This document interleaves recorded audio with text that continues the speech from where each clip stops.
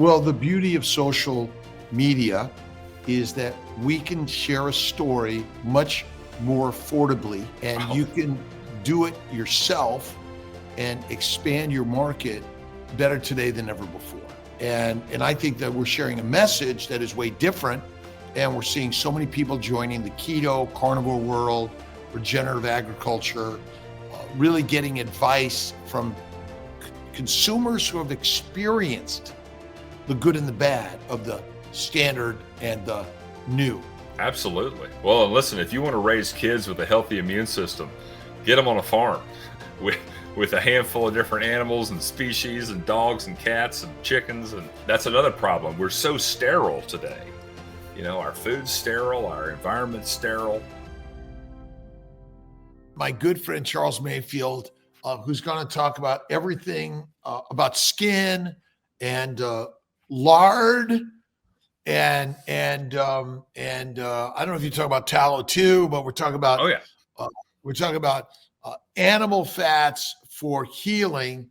And we spoke last year, the year before. I mean, time zips by in so many ways. Fall of 23, I think is I Okay, think yeah. that's right. So Yeah, year but and a yeah, half ish. It's all good. It's ish. right now winter. It's the winter of 24, but it's spring technically, but I'm in upstate New York and it's snowing right now. So it's what do we got? The 26th of March, 25. And I'm really grateful to bring you back on and share a conversation about healthcare and skincare. And I've been in general using my tallow or lard on my skin, and it's certainly a lot better. But for those who are new here and listening to you, tell us about your company and your passion of skincare and health and wellness. Yeah. Well, Dr. Kiltz, it's a pleasure to be here. I want to start by thanking you. I'm not there every morning, but your 5 a.m. It's calls. crazy. I'm usually I start my cold plunge with you when my schedule dictates, and I just appreciate your message. And obviously, we've gotten to be good friends in our respective bouts towards metabolic health. So, thank you for having me on. Farrow is a skincare company. We were founded a little over 3 years ago. I have a background, a sorted background in sort of regenerative farming, nutrition, health, wellness. Ran a gym, a strength and conditioning gym for a number of years, and all of that coalesced in 2021. Really, I had a particularly awful sunburn that I treated with lard from pigs I was raising in a regenerative farming model, and it worked very well. And that's really the impetus that launched the company. I would say since it worked great on sunburn, right?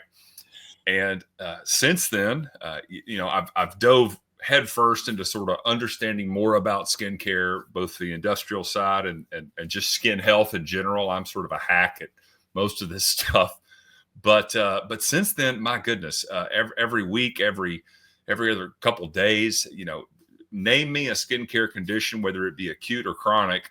Our stuff seems to be giving people real assistance, real relief from whatever it is that ails them. You have to be careful with making air quotes claims about things, but people generally enjoy our product, and it seems to give them some assistance. And so that's why I'm still here banging my drum, and get to see you in the flesh a number of times a year at some of these various conferences, but certainly appreciate your message and happy to be here. And we're just talking, we're going to be at Meatstock coming up. I think it's in May. And our good friend Scott Everson is sponsoring that and really done an amazing job. And tell us a little bit about the skin and why is it so sensitive to so many internal and external factors, and how is it that fat may be as great a product with the least amount of sensitivities, or one question I wanted to ask: do you know anyone that's allergic to tallow or lard on the skin? I've never shaken hands, but people email me. I've met a few people that are have indicated. Well, first off, we use lard and tallow both Okay. in our products, right? So I've got both of those bases covered. I have spoken to a handful of people that have indicated to me that they had a reaction to our product. Now, you know, if it was our product, that great. Don't use it.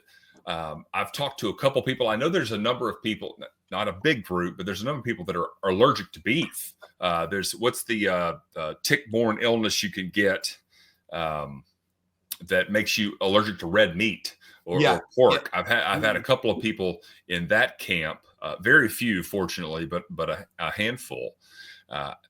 But to address your question, about our skin, I mean, part of the problem today is our skin comes in contact with thousands of things that are arguably less than 30 years old, but certainly less than 100 years old. These are the chemicals, the derivatives, the ingredients that our skin, the plastics, in our clothing and various things. So our skin is really in no man's land right now. If you look at our bodies through an evolutionary lens, so to speak, we really haven't had time to develop any type of defenses, if you will, against most of these products. And so because it's a semi-permeable membrane, I always like to say our skin eats things.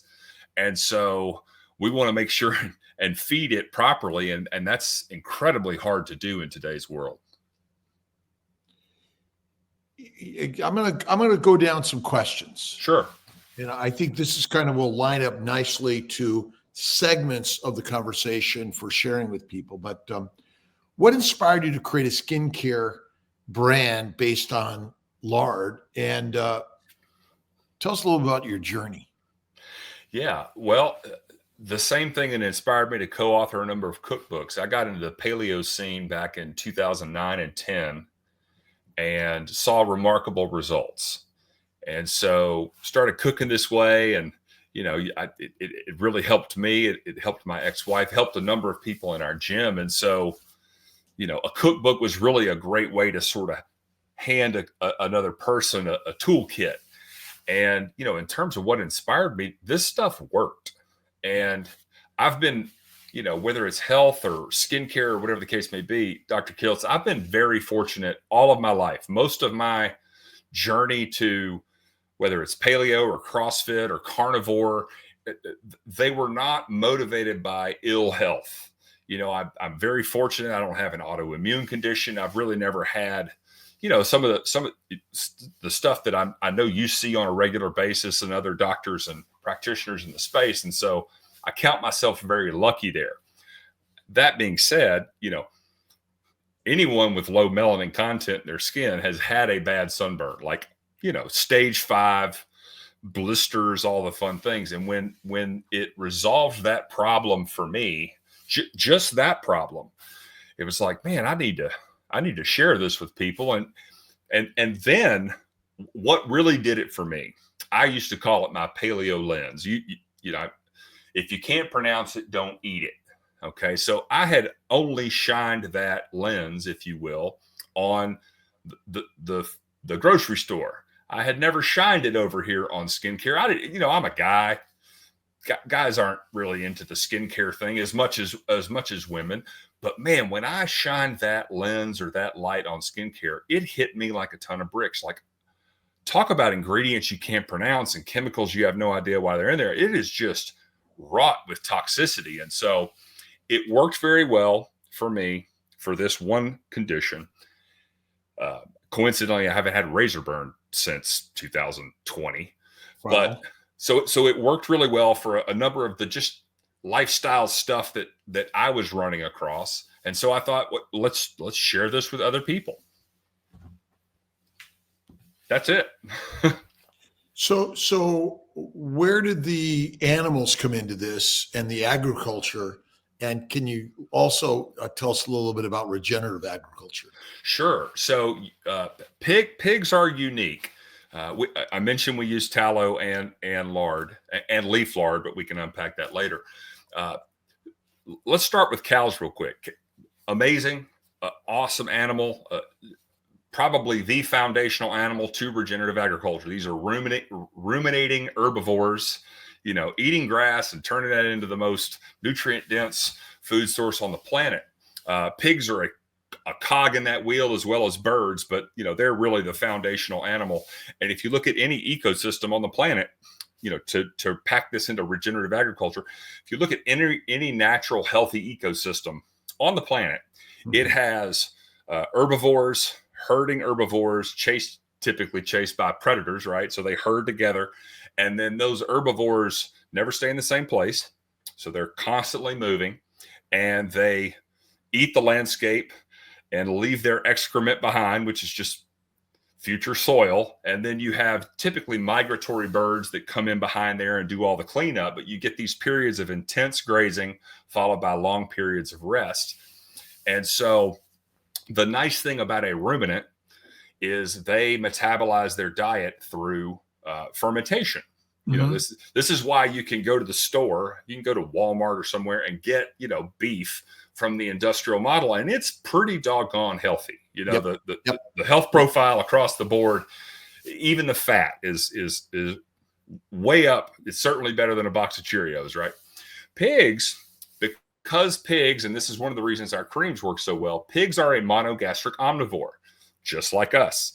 And so you have to raise a healthy, happy pig in order for their meat, in order for their fat to be of the highest nutrient value and highest quality. And so the regenerative farming piece, how does it fit in? Well, if a pig doesn't live its best and happiest life, it's pretty simple to keep a pig happy. But if they're not doing that, then they're taking that toxic environment or poor food quality and they're storing it in their fat, and they're not building up the nutrition and the vitamin and mineral content in their meat like they could in a pastoral setting. And so that was the so what was I doing? I was farming at the time. The lard I used was from pigs that I raised. I was modeling, I'm sure you know about Joel Salatin, Polyface Farms. If you don't, look him up. But Joel, I've gotten to know the Salatin family very well over the last decade or so, and he's sort of my de facto farming mentor.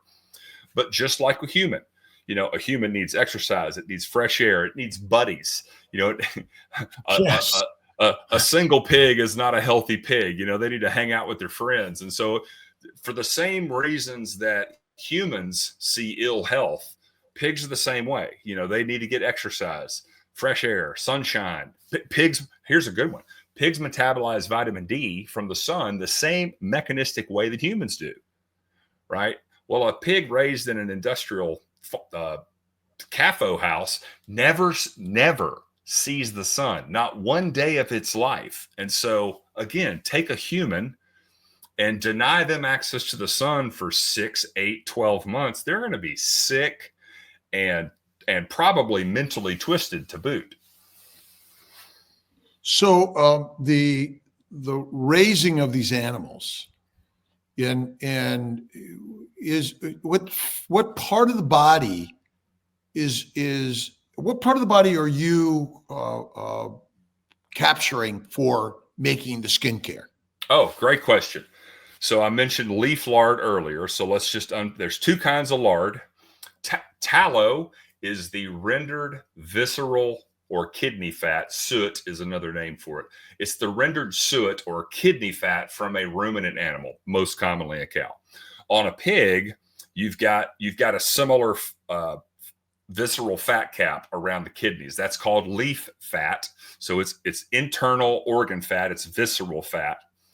And so that's very concentrated. If you've ever seen a globule of leaf fat, it's almost like if you filled a balloon with fat, liquefied it and filled a balloon. That's what leaf fat looks like. It's this one big encasing, and inside is full of fat, which means it's really easy to render. So lard comes from the subcutaneous fat. Pigs are incredibly adept at taking excess calories and converting them to subcutaneous fat. Now that fat is pretty much all over, but we could say, for just like humans, it's going to concentrate between the shoulders and the hips. So with a pig, you're gonna harvest, if you will, the excess subcutaneous fat, back fat, belly fat, when you slaughter the animal, when you take the animal's life. And so that's where lard comes from. The nice thing about lard, again, if the pig is raised in a really healthy, happy environment, is subcutaneous fat is a storage organ, right? That's where we store excess calories. And so if they've got this really high integrity, best lifestyle, then they're going to take all that extra nutrition, all that added vitamin D from extra sun exposure, all the nutrients that they're metabolizing and maybe storing up for later, right? They're going to use some, but they're going to store some. They're going to put all that into their subcutaneous fat. And so that's where it comes from. I guess I think I'm answering your question. Yeah. It's concentrated in the back and belly area. Again, think about where an overweight sort of pear-shaped human being, where's all the fat stored? It's from the hips to the neck. So what's the difference in the fats that you're choosing to use for skincare? Well, for starters, the source. We source only from farms that have the highest animal integrity. I'm not making claims about any other brand out there. I know there's some great brands and they source well, but just to make that statement. And then so leaf lard, let's talk about that for a minute. Leaf lard, which historically has been prized as a baking and frying fat. I mentioned visceral, right? So visceral fat is not a storage fat. It's like the airbag for your kidneys. And so from a metabolic standpoint, you're not storing anything in the fat. So it's very clean in terms of smells, tastes, toxicity. If you injected an animal or a human being with something, that injection may end up in their subcutaneous fat. It will never get into the viscera because of that protective sac surrounding your organs. And so it's a very clean source. We use preferentially more as a ratio. We use more leaf lard in our facial product because it's up by the nose, and not everybody's ready to smell animal fat, even though there's hardly a smell there. In terms of the vitamin content, vitamin A, E, D, the lipid balance, they're pretty on par between the visceral and the subcutaneous fat. Now, in a highly regenerative, highly nourished environment, you're going to preferentially see higher levels of vitamin D, higher levels of oleic acid. I think choline is another great part of subcutaneous fat, right? Because it's going to preferentially store all those added vitamins and minerals. So you'll in a positive animal husbandry scenario, you're going to see higher vitamin and mineral content in the subcutaneous fat. And so we use more of that in our skin product. It's a little softer, so it absorbs in it's a little bit better for tougher skin. Our elbows are a little more beat up than our face. And so we use that because it tends to soak in a little bit better and moisturize the skin. So you're looking for the proper animals. It's either cows or pigs. Those are the two main sources of fat for skincare for your company. Is that right? Correct. Although people use other fats also for skincare? Absolutely. Lanolin's a very, very historic fat, which is lamb fat. But yeah, I would say, and we're always tinkering around, but our two primary fats, beef tallow, and then both fats from the lard. So pig and cow are sort of our sources. Because I'm sort of always thinking, well, when we say lard, we're talking pig. When we say tallow, we talk about cow. But what you're saying here is that the fat from the pig, there's subcutaneous, there's visceral, and what was the other one? That's it. Subcutaneous and visceral. And visceral. So the visceral fat, because I've always heard that there's the sort of the fat that surrounds the kidneys, and then there's the omental fat, which is different than the visceral fat, or is it omental fat, visceral fat? That's not the fatty casing around the stomach, is it?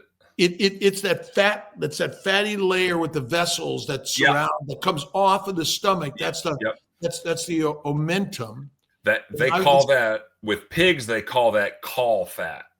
Okay. But in a cellular level, when you look at a fat cell from the omentum, the visceral, or the subcutaneous, are those cells different? Well, I would imagine definitely different between the visceral versus subcutaneous. So tell me the first terming. I call it caul fat, but omental. Omentum. Yeah, I know there's differences between white fat and brown fat. Mm-hmm. And do you see the differences in your animals? And are those some of the things that might relate to the differences in the quality and the benefits of use?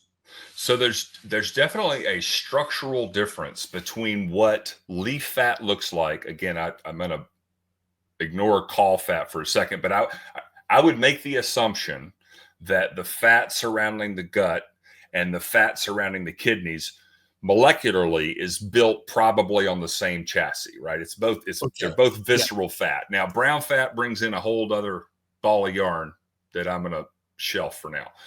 But structurally, just to the eye, to the naked eye, the way that the subcutaneous fat is built, the way you have to grind it, the touch, feel, smell, it is very different than the fat that is internal. So I would say on a cellular level, they are different.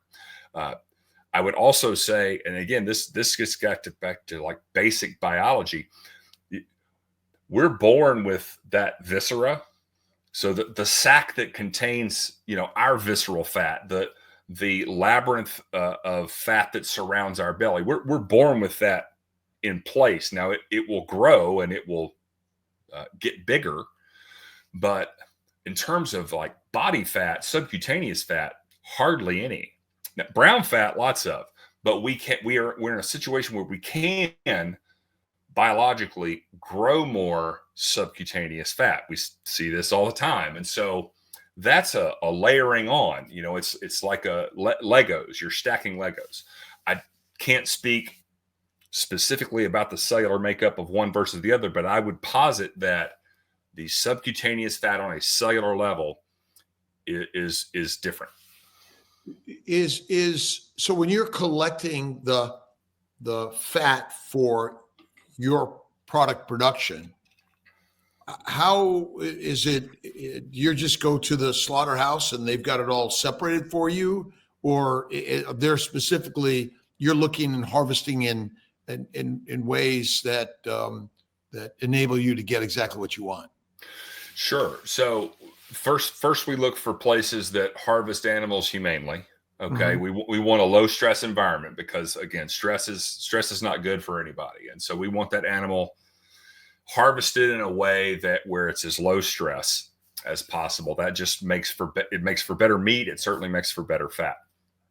Beyond that, this is, for all intents and purposes, Dr. Kiltz, this is a waste product today. Now, I'm trying to change that. There's a lot of other people out there trying to change that. And so, yep, we are. I do purchase it.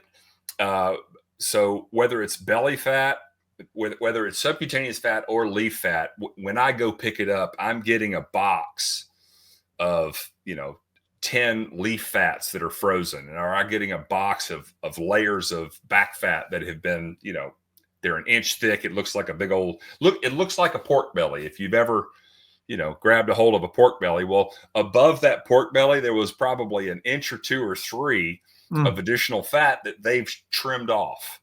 Right. So I love your, eat the fatty meat. Well, if you want to really play with fatty meat, go buy an untrimmed pork belly. I mean, you'll have a 3-inch cap of fat on the top of this thing. They usually shave it down to about a 1/2 inch. And so that's where I'm getting it from. And again, I need a humane and as stress-free as possible abattoir. So the people, doing the hard work of taking this animal's life. Behind that, I need a high conviction farmer that's caring for and feeding his pigs in a way that aligns with their biology and the ecology and the landscape. Hey, if you're eating animal-based, you know how hard it is to find something real when you're on the go. That's why I like the carnivore bar. It's made with just meat, fat, salt, and sometimes a little honey. No seed oils, no sugar, no preservatives. It's shelf-stable, travel-ready, and packs 400 calories of real nourishment. Think of it like modern-day pemmican, a survival food, reimagined with high-quality, regeneratively raised beef. Whether you're flying, hiking, road tripping, or just busy between meals, this bar helps you stay fueled until your next steak. It's simple, it's real, and it actually supports how humans are meant to eat. Meat, my food.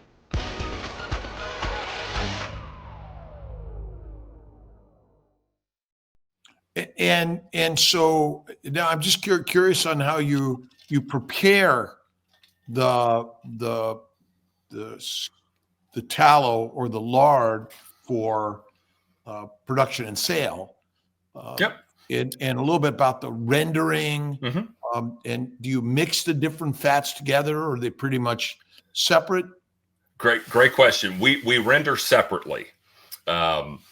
The three fats all render in different ways, at different efficacy. You know, I can tell you this off the top of my head: a pound of leaf fat will render about a cup of fat.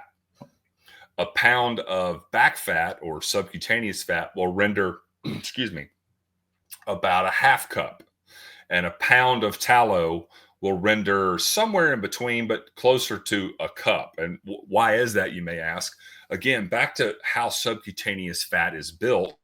It's layer upon layer. So it's cellular, constantly cellular stacking. And so as you do that, you need connective things, and you need, on a cellular level.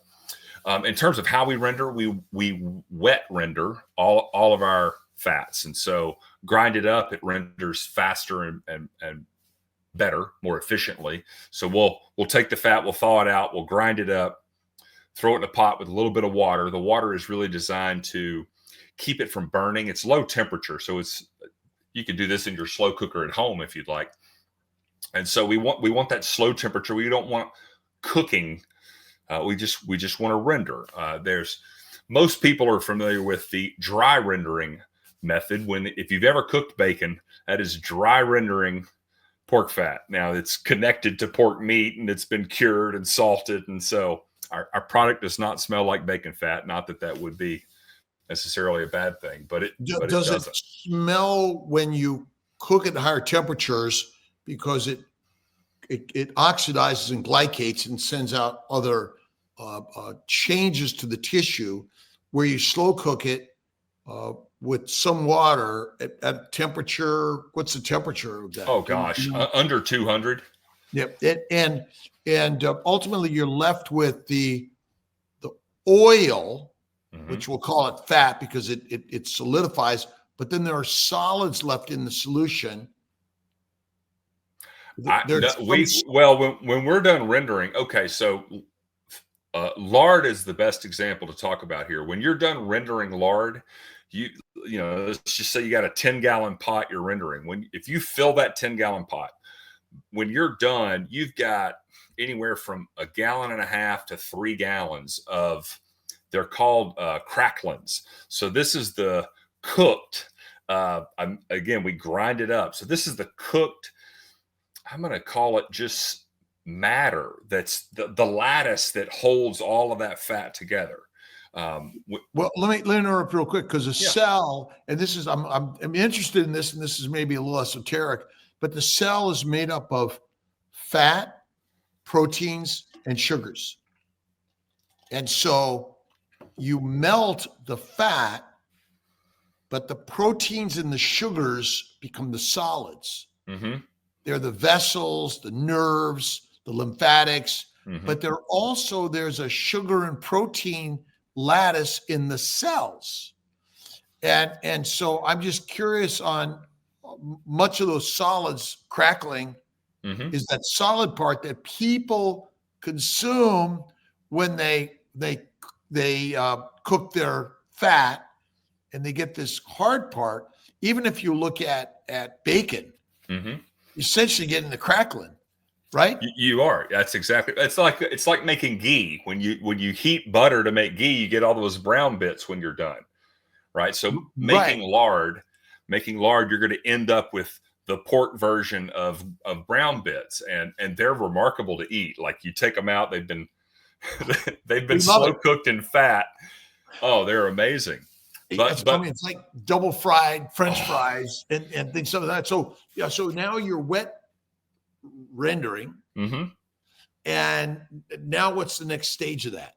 Okay, so you've wet rendered it. We I'll ladle the fat out, and I run it through. I have two cheesecloths sitting on a sieve over the top of a bucket, and so we'll ladle this out. And so I'm keeping back any of that particulate matter, the cracklings, so that we just get the pure, I like your term, the pure oil.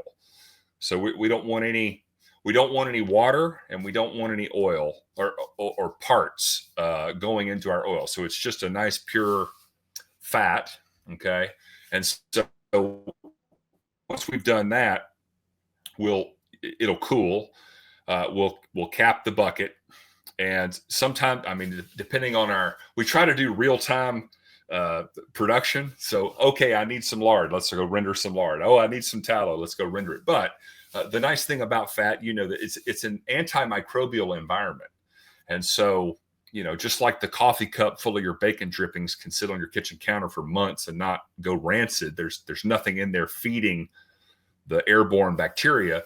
Fat, lard, leaf lard, and tallow all function very similarly. So you can store it at near room temperature. We cap all of our storage containers, but they sit perfectly fine at room temperature. And candidly, I've had buckets of lard that have sat for 2, 3, 4 months. I've had products that I know were good for a year or two, just because there's nothing in there that can feed the microbiome or the microscopic organisms. And so they don't have anything to eat. They starve. There's nothing in there to negatively impact the fat itself.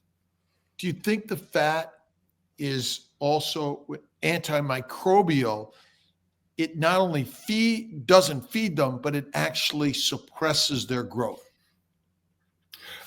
By nature, it has to suppress their growth because there's nothing there for them to consume to grow. Right. I'm sort of looking a little bit like an antibiotic, because this is interesting. Butter, I've never seen a mold. I got butter for months and months and months, and I've got tallow sitting on my counter for at least 2 years. We still use it, right? And it's capped, obviously, but there's something about the fat that we don't eat. So in some way, your business is built on the discarded food our ancestors used to eat.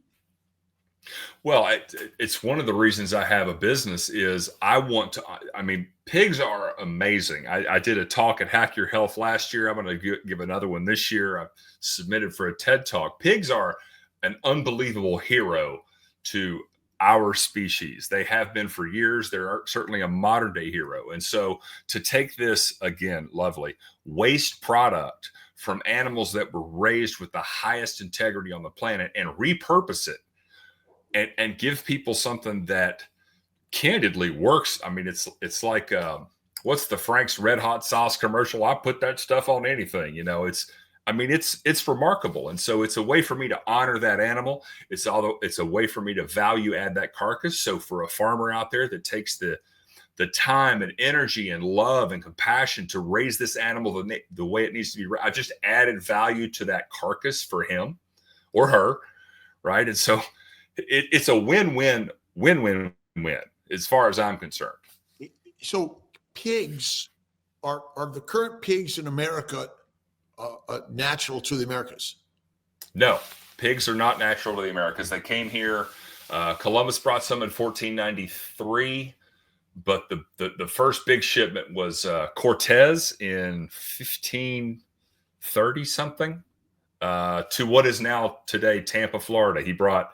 It's actually there's documentation of this. I think he brought 13 sows, pregnant sows. I'm sure they were.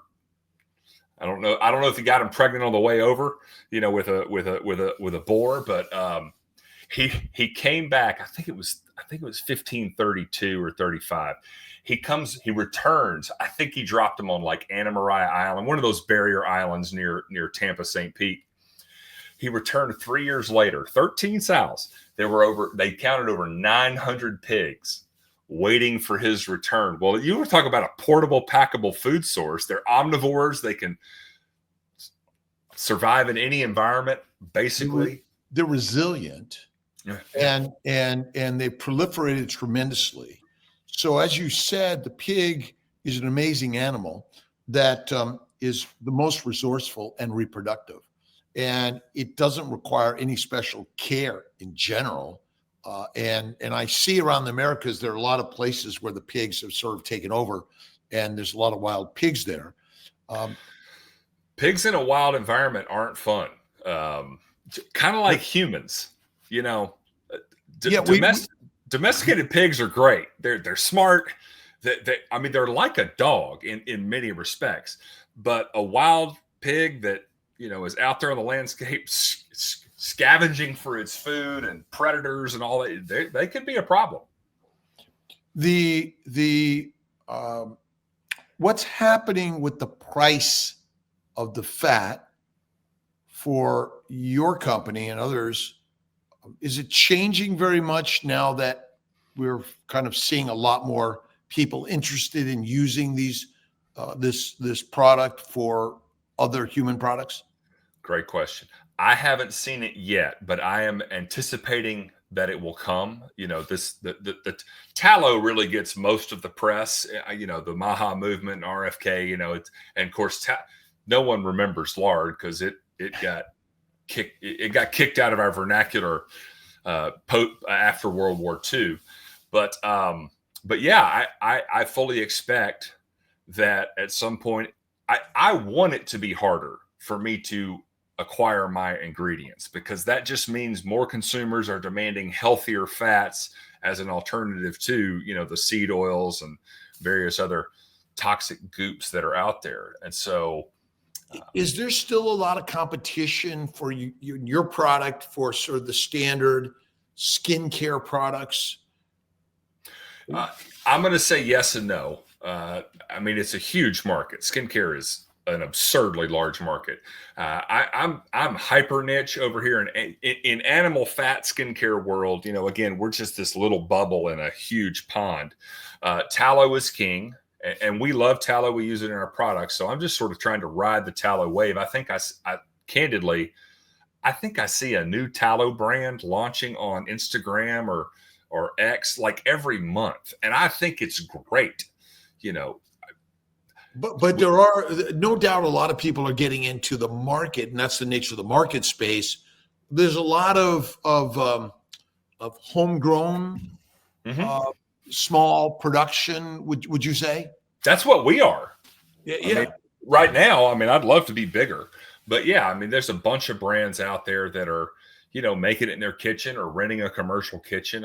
Again, because first of all, because the skincare world is so hands off from a regulatory standpoint in many respects. You got to get your label right, and you can't make medical claims. That's not a very big bar to jump over.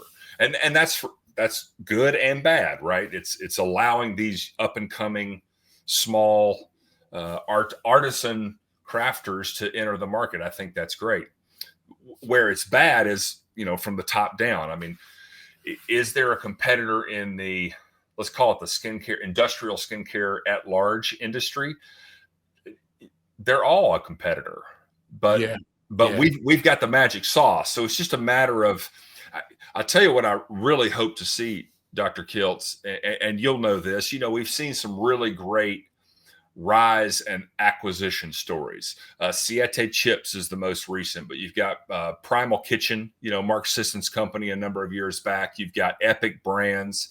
You've got some really good, upstart, high integrity food companies that have grown to a point where they were becoming a problem for the big boys. I would like to see the same thing happen in skincare. I think it can at some point. They're so big though. Well, I'm just wondering, is that bastardize our products in some way as cattle, small regenerative ranches and farms have been shifted into mega production and or mega industrial processing, that we've maybe feel there's a sense of deterioration in the product and the quality. That's a great point. So currently in this country, about 2.5% to 3% of the pork are raised in a high integrity environment.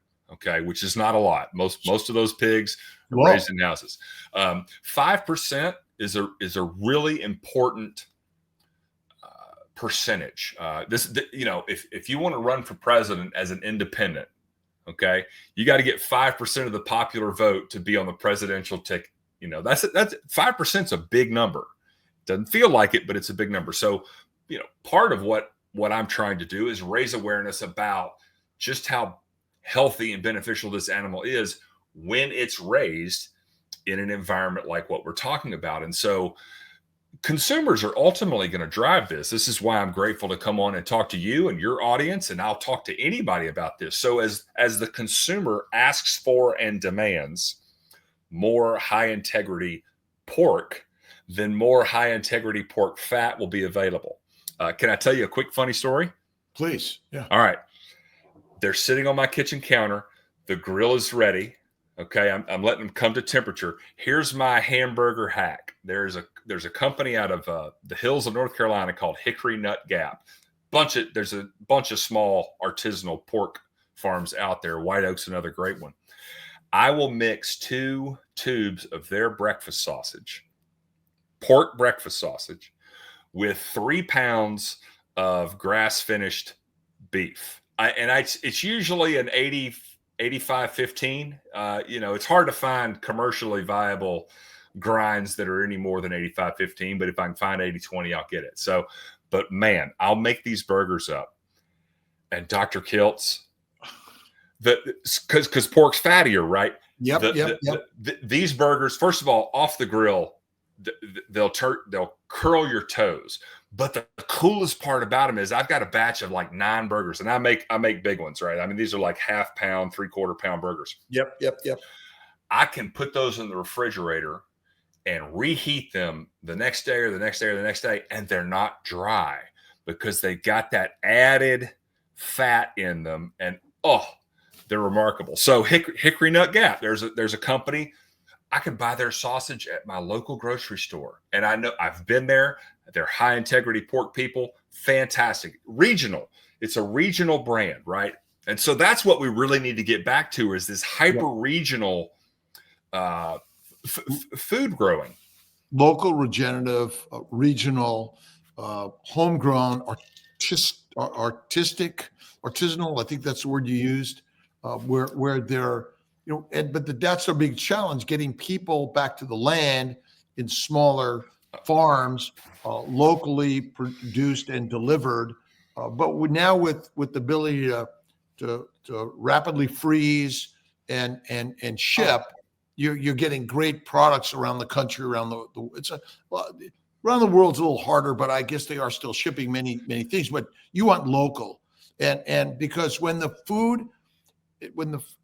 food resources and our ability to produce them and deliver them is damaged due to diseases, war, many other things that could happen, we need to be prepared to have our products. And if you have a local ranching, farming, or you're doing some of it yourself, that helps tremendously.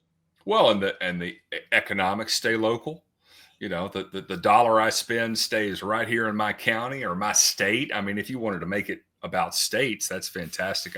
God calls us to heal and be a member and be a good neighbor. The global economy is great, but that's not where I got to be. I got to be right here. I got to think right here and then start drawing little circles out from there. And, I think one of the reasons this nation has been so great and so powerful for so long, we've gotten away from this, it was so decentralized. Yeah. You had within your county, you had, rewind the clock 100 years, Dr. Kiltz, there was not a grocery store to be had, right? No grocery stores. You had a general store downtown. If you were lucky, you had a local abattoir or butcher, but they were only open during the winter months because there was no refrigeration. So you had to harvest it, from November to March, and then you had to cure it and this, that, and the other. Unless it was a pig, you could harvest a pig because it was a smaller carcass. But everything that town needed, that community needed, was within a wagon, cart ride of town. And so and that's one of the reasons our food system was so incredible. And so I'm optimistic. So, back to these mega companies buying the smaller guys, people get their arms up about this. That's part of the process, right? The consumer today, I'll use Primal Kitchen as a good example. Mark Sisson's company. I've got some of his sauces. I think they're great. Every now and then I check the label just to make sure it's still the same label. But, my phone's in the other room. But every consumer on the planet now has this thing in their pocket. And if a brand decides to change an ingredient or a brand decides to do something nefarious, every consumer now has the ability to take that message and spread it everywhere. Yeah, it's huge. It's huge. It's the key. The consumer is the key to us getting where we're trying to go. So my concern about, again, the investments in growing and buying up smaller companies is you're going to get back to that same problem, because a lot of it is, well, we can centralize now, and the CAFOs are the one of the biggest problems that the industrial complex of industrial raising of these animals between pigs and cows and sheep and chickens. Oh God, chickens are don't go to bed at night dreaming to be a chicken or a pig in the industrial food scene. Every cow gets grass for 16 months of its life. But that's one of the challenges I'm really excited about. Candidly, Dr. Kiltz, is because I mentioned this earlier. You can raise an industrial beef. So again, it's going to get grass for 16 months. It's going to go off to a feedlot. They're going to make it sick, but not that sick, and it had fresh air and grass and all of its friends and all that. You have to raise a pig in this pastoral setting, which we can do. Listen, the technology we have at our fingertips today, we can do this. Finding the people to do it, the economy is there. As the consumer demand grows, there will be more hickory nut gaps. There will be more white oak pastures. It's hard work raising animals like this. Well, the beauty of social media is that we can share a story much more affordably, and you can do it yourself and expand your market better today than ever before. And I think that we're sharing a message that is way different. And we're seeing so many people joining the keto, carnivore world, regenerative agriculture, really getting advice from consumers who have experienced the good and the bad of the standard and the new, which isn't very new. It's actually our ancient approach to health and wellness, which is living on the land and consuming the animals as they're meant to be consumed and lived with, because they're part of our heritage. Without the animals and being close to the farm and the ranch and those places where we can understand where our food is coming from and have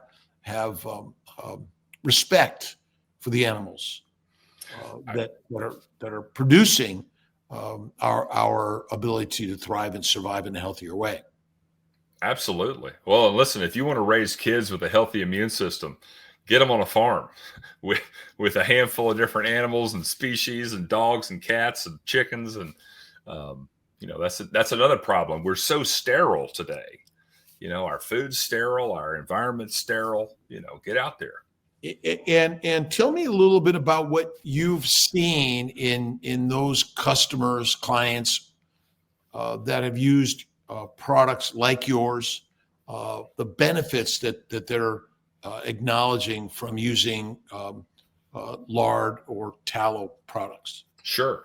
Well, I would say that the number one advertisement for our business is the biggest struggle our customers have, which is they don't know how long our product lasts. And so the more you use our product, the less of it you need. I think that's the number one testament to it. But Dr. Kiltz, I mean, I got acute skincare hammered. Okay. So again, what are acute, acute acne, sunburn, windburn, razor burn, mosquito bites, chiggers, any dermal sort of it's here and it's gone issue.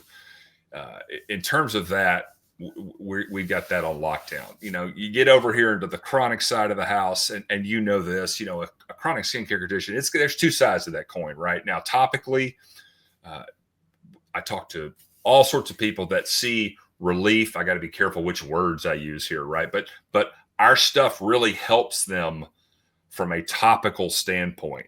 Okay, now we got to get under the hood with rosacea or psoriasis or any of these other chronic skincare conditions, because it's a symptomatic response. Like the skin, it's like a billboard. Our skin is our billboard. And so if there's something off, chronically off, that's telling you that there's something going on inside. This is why a lot of people that go carnivore see their skin clear up tremendously, because you've taken out all the antagonists that are, heating up the system, causing inflammation, whatever the case may be. Seed oils are the same thing. I see a lot of people whose skin gets way better when they get seed oils out of their diet. And so the list goes on and on in terms of what people have used our products for and seen benefits from. The biggest challenge is they typically, they'll subscribe to it and then they'll pause their subscription and then they'll cancel their subscription and then they'll buy it 2 months later. It's the funniest thing, because I got to figure that out. That's my problem. Should these fats be used on a regular basis? Do you think there's benefits? I was just down in Mexico. I had, there's no sun in upstate New York. I'm Italian Mediterranean, so I if I'm out in the sun long enough, I get tan. But if I'm not, I burn. But then it turns to tan. But I'm peeling, or I have the red all over, and so the benefits of using on a regular basis. What are your thoughts? I think there's aspects of I think we use our hands the most, and so I've built it into my facial routine. So we're both men. I shave maybe not every day, but certainly every other day. It's built into, so it goes on my face and in my hair every single day, which means it gets on my hands. For women, they're a little bit more adapted to a skincare routine. I do think some daily use. I'll tell you a quick hack I ran across maybe 2 months ago, because I never do this, but I have a local masseuse, and I was like, man, I'm going to go treat myself. Well, I took her a jar of my stuff. When's the next time I'm ever going to take my cream and cover my whole body with it, right?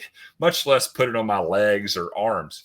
And so I've started doing that. I get once every other 3 or 4 weeks, I'll go and get head to toe. But it's unique to the individual. But I would say for your high traffic skincare situations, hands, face, the face is always getting the sun, it's getting the wind, it's getting all the environmental exposure.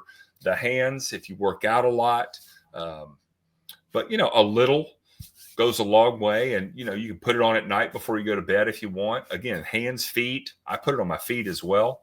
But there's not a necessarily a prescription, but if you've got chronic dryness or cracking, cuticles, whatever the case may be, then maybe you're going to need more regimented use. Well, I know I suffer from a lot of dry skin, a lot of cracked heels on my feet, and it's antimicrobial. And even I'm just suggesting under the arms could be valuable for some people. Between the toes, another area that you get a lot of growth. In the Toe fungus. Toe fungus, very common. Oh, no. Again, we've talked about this antifungal, antibacterial. I have resolved athlete's foot 3 times, because, you go to the gym, you sweat. Oh, miracle. And so I think it's one of those things that is far less expensive than the plant products that are well, industrially produced, essentially, because lard is really a backyard product. I will tell your listeners. Yep. It doesn't take industrial production to separate the oils from the plants. I see where you're going now. Absolutely. From a manufacturing standpoint, it's a very simple chemical-free environment. I mean, most people wouldn't eat canola oil if they saw how it was made. Right. And there aren't any toxins in the animals in the production that separates the fat from the muscle or the other organs. And if you think about it, plants make a lot of poisons that are often fat soluble, oil soluble. And so that no matter what, there are other chemicals and antigens that may dissolve and come with the plant. I like to say plant oils, animal fats. Are there like any that. animal fats that are liquid at room temperature? Lard's probably the closest. I mean, what do you mean by room temperature? Well, in the 70s, and for sure. But you're right. So as the temperature rises, so 97, 98 body temperature. Yep. Is the fat liquid or solid or in between? Well, let me back up one and say not all lards are created equal. Okay. So just again, tallow, you can go to Amazon and buy your tallow. But because of the nature of the omnivorous monogastric nature of the pig, not all lards are created equal. So buyer beware. We trademark Smart Lard. It's on our products just to protect the consumer, right? But so at room temperature or even at human body temperature, lard's gonna liquefy. Tallow is still on its way to. I would say if you set tallow out in 97 degrees, at some point it would become liquid. I mean, most fats at 97 degrees are going to be liquefied. 97's hot, It is hot. And you mentioned the word smart lard. Yeah. What does that mean? Smart Lard is our trademark. First of all, pigs are very smart. Secondarily, you have to raise a healthy, happy pig that hasn't had antibiotics and hormones injected into it and all the other things that they can sneak stuff in their water supply now. And so this gets back to the high integrity resource, right? And so again, industrial pork, not a great source of lard. And so Smart Lard is our trademark. It's our version of, hey, we're going to launch a lard-based skincare company, a lard brand. Okay.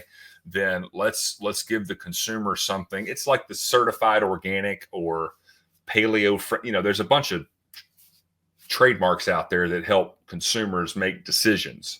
And so we're the first lard game in town. So I thought it was appropriate to create something that could mark our product so that as we grow, again, more and more people are stepping up and giving our stuff a try. As we grow, someone's going to come along and try and, with more marketing dollars and the Hollywood actresses and all the things, they're going to come along, but they're not going to be able to say it was made with smart lard. And so that's my way of protecting the integrity of my brand and also giving the consumer something that they can seek out. And so that integrity is based on regenerative agriculture and raising those animals in a honorable way. Yep. And feeding them in a low PUFA diet. The polyunsaturated fatty acid thing with pigs, that's a really big talking point. There's another couple other people in the health space. What are pigs eating? It depends. In regenerative space versus the industrial space. Yeah, our pigs are eating a non-GMO soy-free feed, and so they're still eating corn. Some people draw the line at corn, but it's a non-GMO.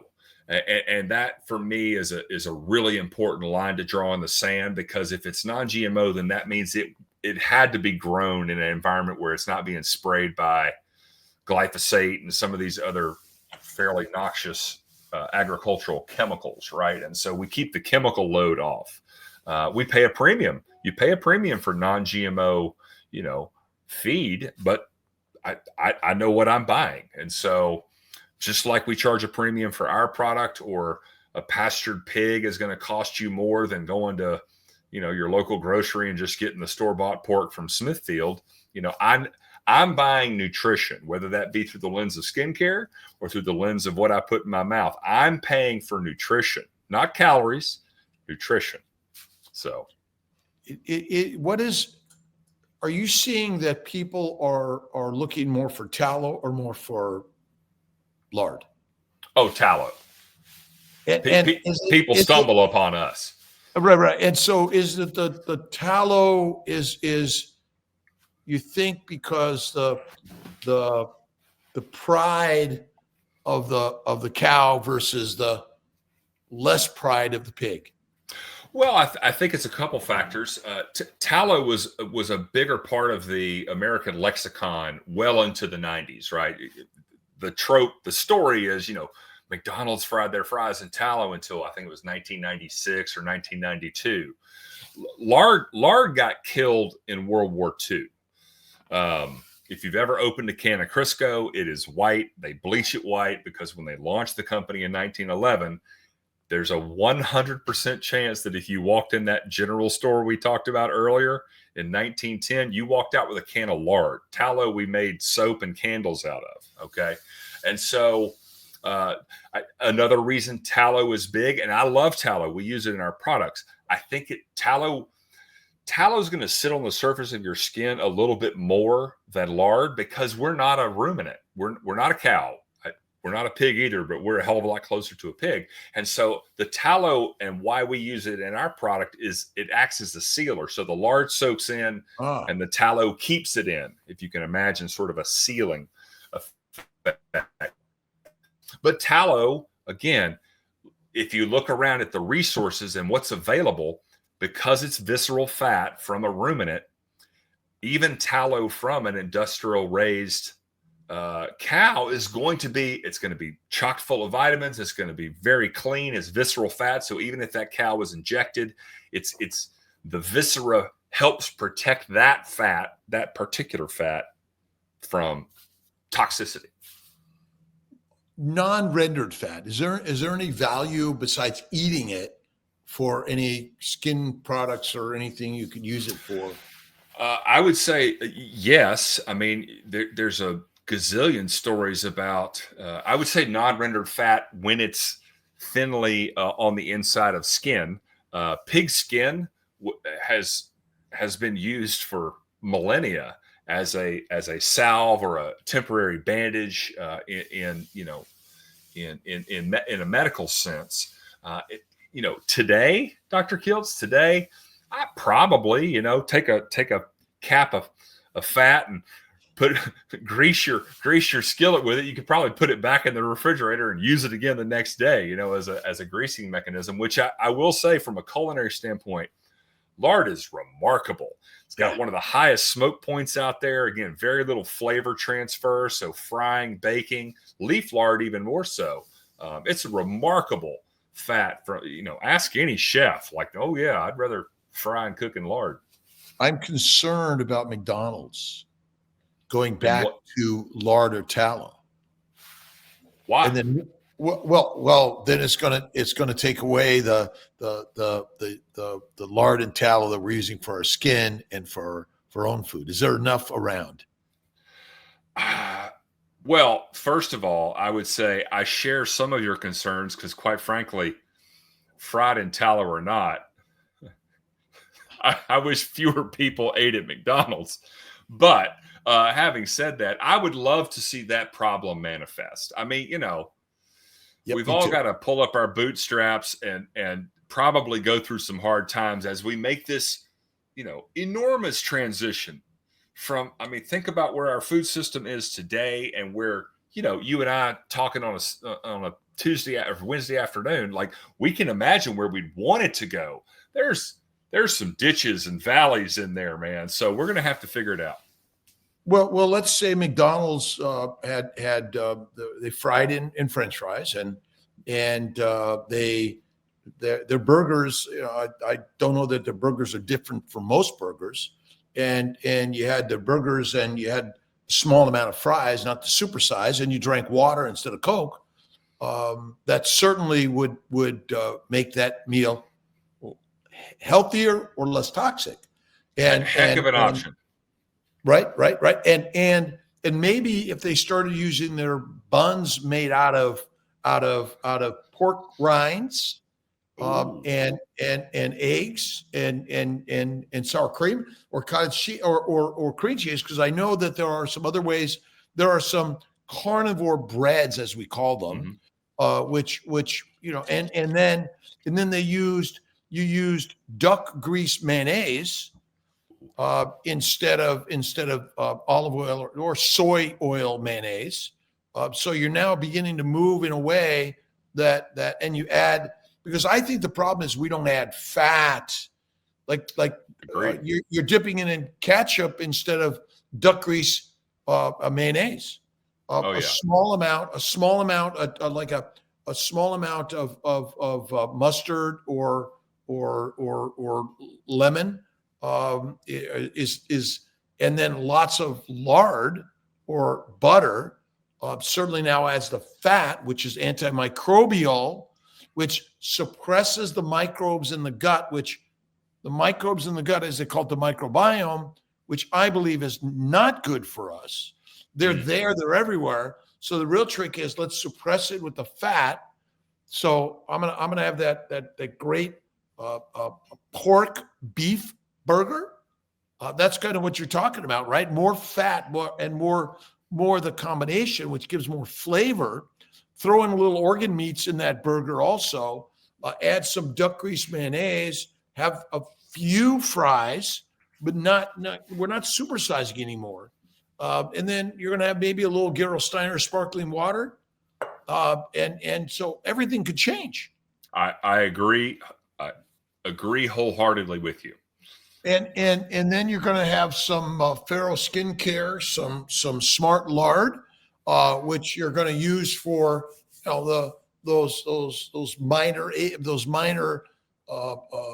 skin lesions, or just for generalized health and wellness of your skin, because we're using products that contain other toxins that may have secondary adverse effects. I personally haven't seen anyone allergic to ribeye steak or in my opinion, and certainly I think even pork, but so much of the meat is leanly raised and produced, and they're cutting away all the fat. I'm sure they could leave a lot more fat and still have plenty of fat for the production of skin products, which would be very valuable. Agreed. I mean, it's nice to think about, and man, it's going to be a wild journey to get there. But we have the resolve. We have great folks like you spreading the message, and if it's not McDonald's, maybe it's some upstart that comes along, and it's Farrow Burgers or Kiltz Health Burgers or something like that. But a lot of what we're working to do is help people so much they could do at home independently and use local regenerative products that will help them. So tell me, is there anything I didn't ask you that you think was important to share with our listeners? Gosh, I mean, I don't think I love your curiosity. Every time we talk, you ask me questions. I forgive me for saying out of left field, but I love thinking about like the difference between fats on a cellular level. I'm going to have to go to the Chat GPT and the Google when we're done here. I love that kind of stuff. No, I mean, Dr. Kiltz, this has been fantastic. The only thing I'm thinking right now, is that I'm going to bring the sausage and the burgers to Meat Stock so I can make one batch of these. And send me the link, or you got a recipe, you can text me. Like maybe it's my cell number if you don't have it. 315. Yeah. Oh, hold on. I don't know if you got my number, but 315. Yep. 416 9872. And then I can send you my daughter's address and send her some, send me some, and send me the bill. and again, where is your production facility? Where you do actual rendering and the product production? Yep. We toss around between the commercial kitchen at my church. There's a new food hub, shared commercial kitchen opening up here locally. I've sort of got it blurred out, but this is the main bedroom in my home. This is our fulfillment center. So I got a pile of our goat soaps behind me and the creams over here. So we're still at this point, we're still sort of, making the grind, shipping straight out of the house. But yeah, commercial kitchen. You can put together. So what other products do you have coming out of your product lines? We've got 5 products. So a skin food. This is what I'm going to ship your daughter and you. Skin food. It comes scented and unscented. A face food. Again, neck up. That's got more of the leaf lard in it. We've got an Epic Dermis product. This is our lard heaviest product, and it's in a portable packable tube. So, put it in your purse, take it to the gym. It's great post-workout. We have an oral elixir. So this is a sublingual elixir. It's an MCT oil, and it's got a bit of cannabidiol, CBD, which is a derived compound from the hemp plant. Lowers inflammation, helps with sleep, sort of encourages skin health from the inside out. And then we just launched last year. We have a soap line, a goat soap. So we took smart lard and goat's milk and cold pressed them together, and it's remarkable. We've got an unscented and then 2 scented versions. That's it. We're gonna have a deodorant at some point. We're gonna play around with some other products. I think the lard or tallow and maybe a little something as a deodorant would work very well. Oh, it works remarkably well. Yeah, I've got testers. I just haven't. You got to get the packaging and all the things right, but we'll get there. It's remarkable. Are any of these products tested for their purity or toxins? Is that something that is in the direction of products like you're developing? Sure. I needed to have the elixir tested because there's federal laws around concentrations of THC, which we don't have any of that in our product, but you have to test it if it's a hemp derived product. Okay. I have lab tests that I'm conducting right now because we're actually making a sample size. We're in the process of doing that right now. So think like a little tear pack, like a 2 milliliter. You've seen them in magazines before. So we're finally going to have a sample size that we can get people so that they can try our stuff before they make a purchase. I had to run our product, and actually I'm glad to share this. 0 microbiotic anything in our products. I had to sip it off to a third-party lab because the company that's actually filling these little sachets needed this microbiological test before they would take our product and run it through their system, right? And so, happily, I've got that now. But no, we don't technically test any of our products beyond we make them by hand. Fat is an antimicrobial environment. I've been using them. Thousands of people have been using them, and there's no chemicals involved. So, what are we testing? But there's no chemicals involved in your production. I mean, I guess the question is, do the meat producers send their meat for toxic testing? I have no idea. Yeah, I get them from very select producers, but yeah, it's interesting. Because certainly in was the inspectors for meat production facilities. Yeah, so I can unpack that real quickly. Inspectors in a slaughterhouse, they're looking for two things. They're looking for the proper kill. So sometimes they use a hammer gun, sometimes they use shock, but the animal dies. And then in an industrial setting, they're hardly testing any of this stuff. But in some of these small artisanal abattoirs that I patronize, they'll check the liver, they'll check the organs. And so you go through and, maybe they check every one. I doubt it, but they're checking them on a fairly regular basis to look for disease and anything like that. And they can flag the carcass, and you've got a problem if there's something ill there. But yeah, they're not shipping meat off or anything like that. The other qualifier too is you have to bring that carcass down to a refrigerated temperature within 24 hours. So that's eliminating sort of the airborne microbiotic problems that can exist. So, couple of quick questions. You have a couple more minutes? Yeah, man. All day for you, brother. Oh, I love you. I love you, Charles. Books or podcasts, or what inspires you? Do you have any favorite books or podcasts that have inspired you? Oh gosh. Well, I'm going back through the New Testament right now, so I like different versions. I've got a couple books. John Rennie is a business leadership coach. I really like his. He's a Navy guy, and so we have lard puns. He's got all these boat puns. Podcasts. This is going to sound really weird.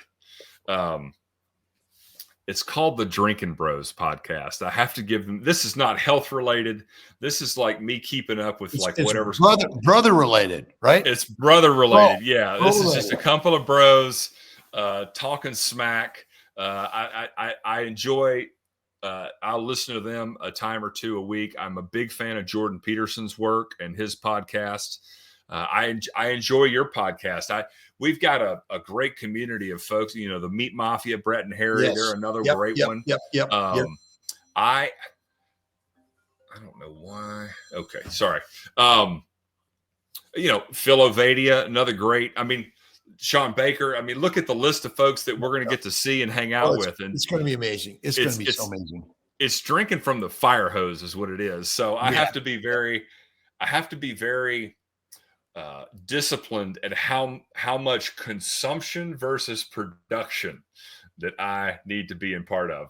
Because listening to that stuff is consumption, but I got a lot of production that I'm in charge of. Well, sometimes if we can listen and produce at the same time, I work to do that a little bit. I'm driving.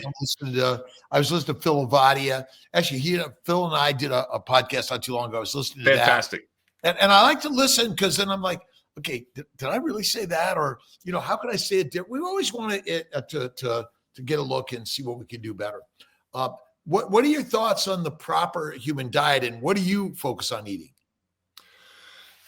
I got to tell you, I credit you and a number of people shifting me around. I believe that human beings are optimally carnivore, but I couch that with, thank God we're omnivores. And so I cut my teeth in the paleo scene. We talked about this earlier. And I think early on, paleo was all about whole foods and what was excluded. But I think I know for me, it was there was an overemphasis on the veggie side, and not that that's good or bad, but yeah, in terms of how I eat now, I would say that I am a 98% carnivore guy.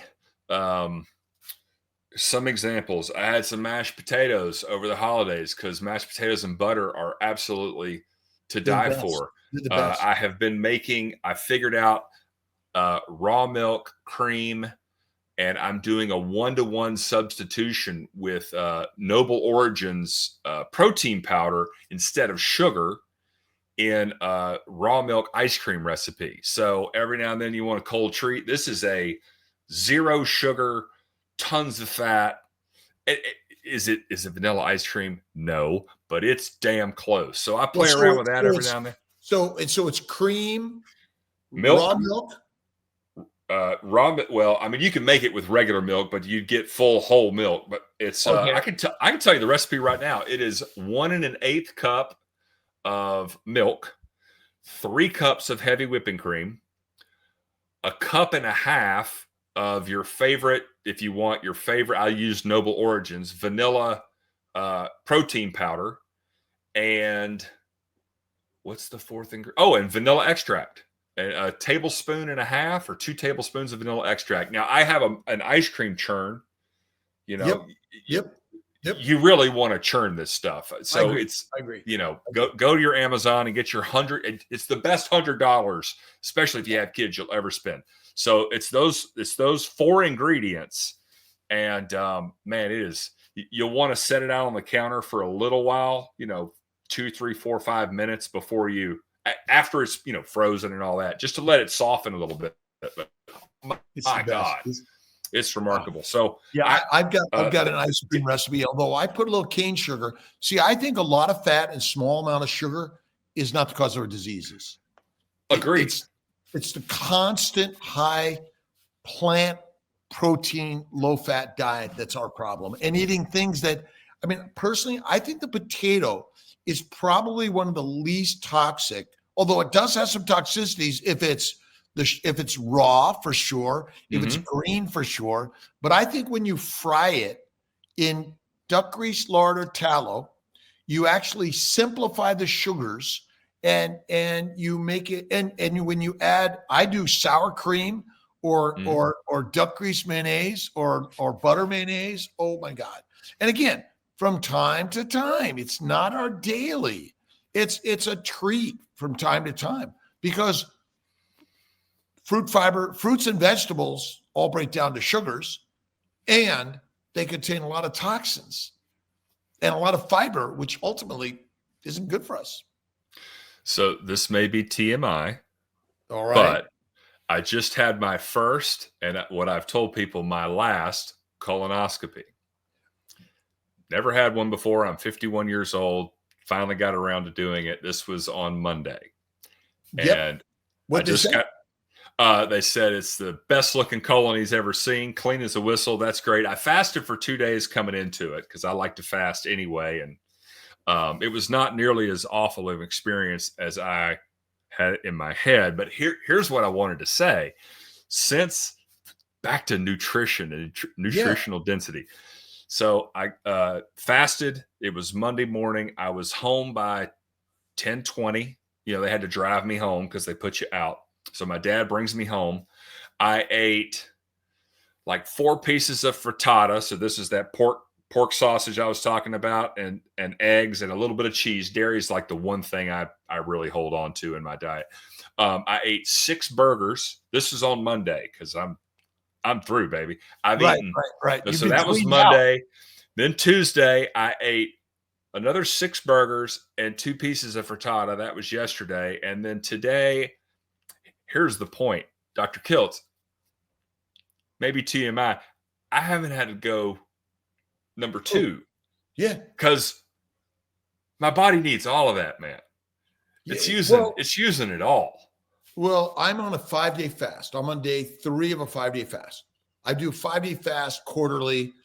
I might do another one in April, but I usually do a January, April, July, and October. But it's interesting. I haven't had a bowel movement in 5 days. And most of what we eat on carnivore diet, is absorbed completely. There's very little waste. And if you're eating, so a frittata, basically, what did you, potatoes? Eggs. No. It's frittata. It's eggs and it's a sausage, egg, and cheese casserole. There's no crust. There's none of that. And if you make a quiche, you can make a quiche without the crust and without all the other. It's cheese. That's basically eggs, what it is. Yeah. and meat, really. And so there's very little waste, and it's the majority of what you're eating is taken up.